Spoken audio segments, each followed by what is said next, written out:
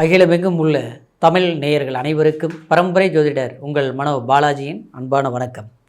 கடகராசி அன்பர்களுக்கு சுக்கிர பகவானின் பெயர்ச்சி, இந்த பெயர்ச்சினால் உங்களுடைய வாழ்க்கையில் எப்பேற்பட்ட ஒரு அற்புதமான ஒரு மாற்றங்கள் இந்த சுக்கிர பகவான் ஏற்படுத்த போகிறார்.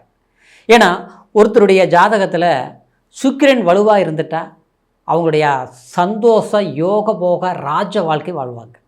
ஏன்னா சுக்கிரன் தான் ஒருத்தருக்கு சந்தோஷத்தை கொடுக்கறதும், ஆடம்பர வாழ்க்கையை கொடுக்கறதும், வண்டி வாகன யோகத்தை கொடுக்கறதும், எல்லாத்தோட கலஸ்திரக்காரகன்னு சொல்லுவோம் சுக்கிர பகவானை.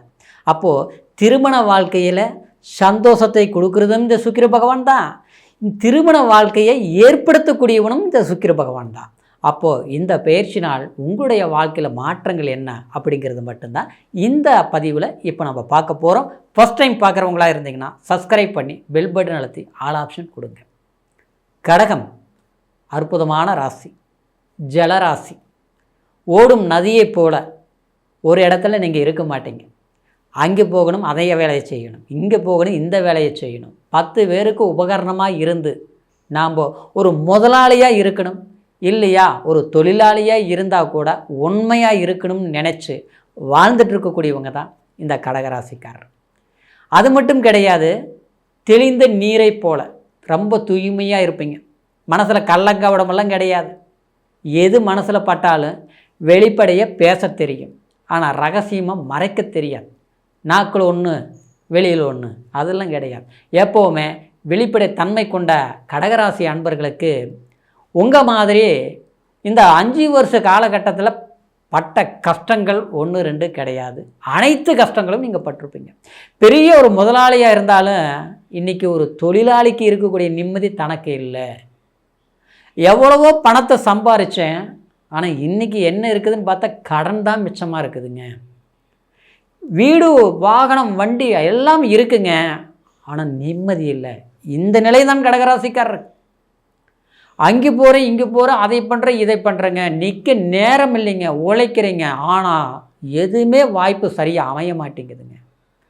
நம்மளால் வாழ்த்தவங்க ரொம்ப பேர், நம்மளால் சாதித்தவங்க ரொம்ப பேர், ஆனால் நம்மளால் கெட்டவங்க யாரும் இல்லை.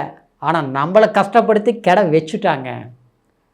கூட்டாளியாக வந்தாங்க, குழப்பத்தை ஏற்படுத்தி நாம் செய்ய வேண்டிய பிஸ்னஸ் இன்றைக்கி அடுத்தவங்க செஞ்சிட்ருக்குறாங்க. நாம் இருக்க வேண்டிய இடத்துல இன்றைக்கி மற்றவங்க இருக்கிறாங்க. ஆனால் நாம் அப்படியே அடுத்தவங்களுக்கு ஐடியா கொடுத்த மாதிரி ஆகிப்போச்சு.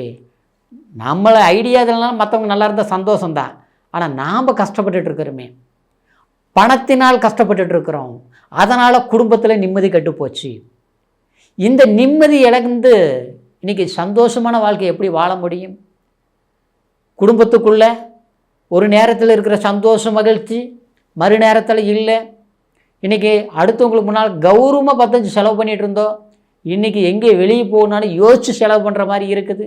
சில நேரங்களில் இல்லாதனாலே வெளியே போகவே முடிய மாட்டேங்குது. ஆக மொத்தத்தில் 4 பேர் மதிக்கிற பொசிஷனில் நாம் இருந்தோம், ஆனால் நிலை மாறி அடுத்தவங்க கேள்வி கேட்குற அளவுக்கு ஆயிருமோங்கிற ஒரு பயத்தில் வாழ்ந்து கொண்டிருக்கக்கூடியவங்க தான் கடகராசிக்காரர். இந்த நிலையை மாற்றம் அடையக்கூடியதான் இந்த சுக்கிரன் பெயர்ச்சி கண்டிப்பாக. ஏன்னா சுக்கிர பகவான் உங்களுக்கு லாபாதிபதியாக வருவார் இயல்பாகவே உங்களுடைய ராசிக்கு.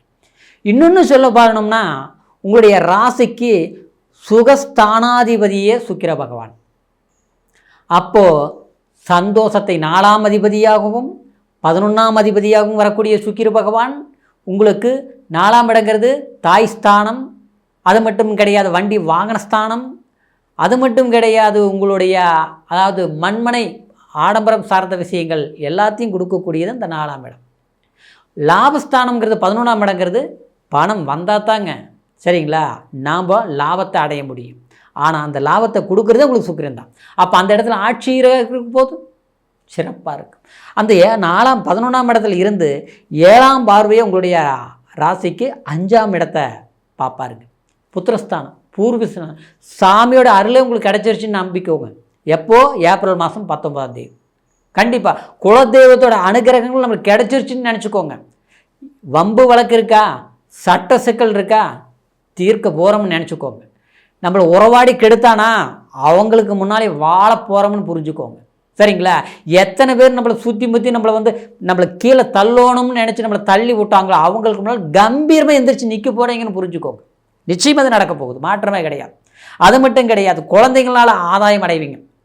அவங்களுடைய மகிழ்ச்சி கண்லார நீங்கள் பார்ப்பீங்க. சிலருக்குள்ள புத்திரபாக்கியம் இல்லாமல் இருக்குதா? கண்டிப்பாக உங்களுக்குன்னு ஒன்று கிடைக்க போகுதுன்னு நினச்சிக்கோங்க. இது உறுதியாக நடந்தே தீரப்போகுது. இன்னொன்று பார்க்கும்போது பூர்வீகத்தினால சில பிரச்சனைகள், அங்கும் பங்காளி பங்கும் பங்காளிகள், ஊரெல்லாம் உரம்புற ஒரு சூப்பு தண்ணி கூட உபகாரம் இல்லை. ஆனால் நம்மளை காயப்படுத்துறதுன்னு பார்த்துட்டு இருந்தாங்க. அவங்களால தான் நம்ம பாதிக்கப்பட்டோம். சரிங்களா? ஒரு குலதெய்வம் கோயிலுக்கு போகும்போது இருக்கிற நிம்மதி திருப்தி போயிட்டு வந்த பிறகு இல்லை, சங்கடத்தோடு வர மாதிரி இருக்குது. ஏன்னா நமக்கு அந்த அளவுக்கு இடைஞ்சல்களை உருவாக்குறாங்க. ஆக மொத்தத்தில் குடும்ப வாழ்க்கையில் முதல் தார மனைவி ஸ்தான வாழ்க்கையிலேயே சில பிரச்சனைகள் எல்லாம் வந்திருக்கு கடகராசிக்காரர். கல்லோட அரிசி வாயில் போட்ட மாதிரி மெல்லவும் முடியல, தொப்பவும் முடியல, விடவும் முடியல, பிடிக்கவும் முடியல, மாற்றவும் முடியல, மாற்றிக்க முடியவும் முடியல. என்ன தான் பண்ணுறது? பிடிச்ச ஒரு வாழ்க்கை கண்ணுக்கு தெரிஞ்சாலும் அதை அடையிறதுல 52 சிக்கல் பிரச்சனைகள். அதை தீர்க்கணும்னு நினச்சிட்டு நாம் அதுக்கு உண்டான முயற்சிகள் எடுத்தாலும் எல்லாம் தீர்ற மாதிரியே இருக்குது. பார்த்தா மறுபடியும் புதுசாக ஒன்று ஆரம்பமாகுது. என்னதான் ஒரு போராட்டமான வாழ்க்கை. எல்லாமே அஷ்டமச்சனி கண்டகச்சனியில் முடிஞ்சு போச்சுங்கிறாங்க. நமக்கு பார்த்தா முடிஞ்சதுக்கு உண்டான அறிகுறியே தெரியலையே அப்படின்னு நினச்சி கஷ்டப்பட்டுட்டு இருக்கக்கூடிய கடகராசி அன்பர்களே, கவலை விடுங்க. சரிங்களா? லாபஸ்தானத்துக்கும் சுக்கிரன் பகவான் அவதாரம் எடுத்துட்டார். ஏன்னா சுக்கிரன் தான் ஒருத்தருடைய வாழ்க்கையில் சுகத்தை கொடுக்கக்கூடியது. சுகம் அனுபவிக்காத மனிதன் கண்டிப்பாக வாழ்க்கையை நிம்மதியாக இருக்கவே முடியாது.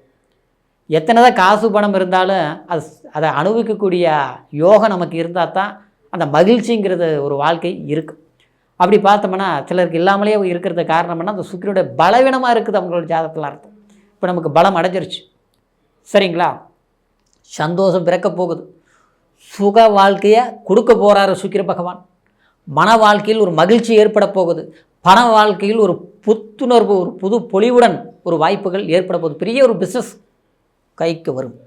ரியல் எஸ்டேட் செய்யக்கூடியவங்களுக்கு, ஹோட்டல் மேனேஜ்மெண்ட் சம்மந்தப்பட்ட தொழில் பண்ணிகிட்டு இருக்கிறவங்களுக்கு, மெடிக்கல் சார்ந்த துறையிலே வேலை செஞ்சுட்டு இருக்கிறவங்களுக்கு, நிச்சயமாக கடகராசி என்பவர்களுக்கு, வெளிநாட்டில் வர்த்தகம் பண்ணிட்டு இருக்கக்கூடியவர்களுக்கு அமோகமான ஒரு ராஜ்ய வாழ்க்கை அமையக்கூடிய ஒரு காலம், ஒரு அற்புதமான நேரம். இந்த சுக்கிரன் பயிற்சி முயற்சி எடுங்க, அற்புதமான வளர்ச்சி இருக்கும். கடவுளை உங்கள் பக்கம் கைவிட மாட்டார். நினச்ச வாழ்க்கை கைகூடி வரப்போகுது. மகிழ்ச்சியான வாழ்க்கை ஆரம்பமாக போகுதுன்னு நினச்சி முயற்சி எடுங்க, அற்புதம் வளர்ச்சி. சரிங்களா? இப்போ சொன்ன பலன் கோச்சார அடிப்படையில் சொல்லியிருக்கிறோம். கோச்சாரங்கிறது சந்திரன் மதியை வச்சு சொல்லியிருக்கிறோம். ஆனால் விதிங்கிறது லக்னம். சரிங்களா? அப்போ லக்னம் என்ன, உங்களுடைய பிறப்பு ஜனன ஜாதகத்தில் என்ன தசாபுத்தி நடக்குதுங்கிறது ஒரு முறை நீங்கள் பார்த்துக்குங்க. சரிங்களா? ஏன்னா அதுவும் நமக்கு சாதகமாக இருந்தால் தான் இந்த கோச்சாரமும் நமக்கு சரியாக முழுமையாக வேலை செய்யும். அதனால் உங்களுடைய ஜாதகத்தை ஒரு முறை பாருங்கள். இது வரைக்கும் பார்க்காமல் இருந்து நம்மக்கிட்ட பார்க்கணும் நீங்கள் விரும்புனீங்கன்னா கீழே இருக்கிற நம்பருக்கு ஃபோன் பண்ணி உங்களுடைய date of birth, time, place மூணையும் தெரியப்படுத்தி எந்த தேசத்தில் இருந்தாலும் ஆன்லைன் மூலிமா கூட அற்புதமான பலன்களை கேட்டு தெரிஞ்சுக்கிட்டு புதிய முயற்சி எடுங்க. கடகராசி அன்பர்களுடைய வாழ்க்கையில் அற்புதமான வளர்ச்சியுடன் வாழ்வீங்கிற ஒரு வாழ்த்துக்களோட அடுத்த பதிவில் சந்திக்கும் வரைக்கும் நன்றி, வணக்கம்.